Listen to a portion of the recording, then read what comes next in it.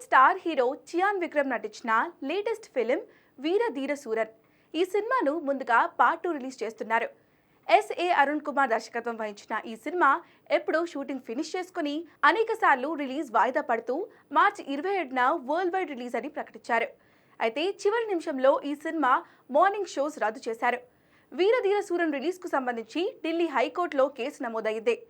Ivy entertainments అనే సంస్థ ఈ చిత్రానికి ఫినాన్షియర్గా వ్యవహరించింది.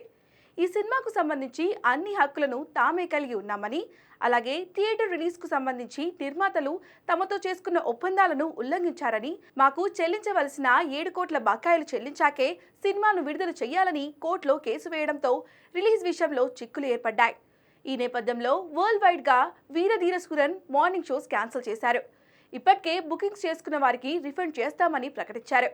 అయితే విక్రమ్ లాంటి స్టార్ హీరో సినిమాకు ఇలాంటి పరిస్థితి ఏంటి అనేది అర్థం కాకుండా పోయింది.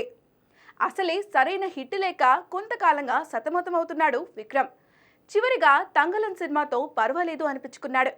తమిళ్ సంగతి పక్కన పెడితే తెలుగులో విక్రమ్ మార్కెట్ మాత్రం పడిపోతుందనే చెప్పాలి. గతంలో విక్రమ్ సినిమా రిలీజ్ అవుతుందంటే భారీ హైప్ ఉండేది. కానీ ఇప్పుడు అలా లేదు. అసలు విక్రమ్ సినిమాలు రిలీజ్ అవుతున్నాయా అనే విషయం కూడా చాలా మందికి తెలియకుండా పోయింది. లేటెస్ట్ సినిమాకు ప్రమోషన్లు కూడా అంతగా జరగలేదు. తెలుగులోనే కాదు, అటు తమిళంలో బుకింగ్స్ అంతగా ఏమీ లేవు. మరి విక్రమ్ ఎప్పుడు సాలిడ్ కమ్బ్యాక్ ఇస్తాడో చూడాలి.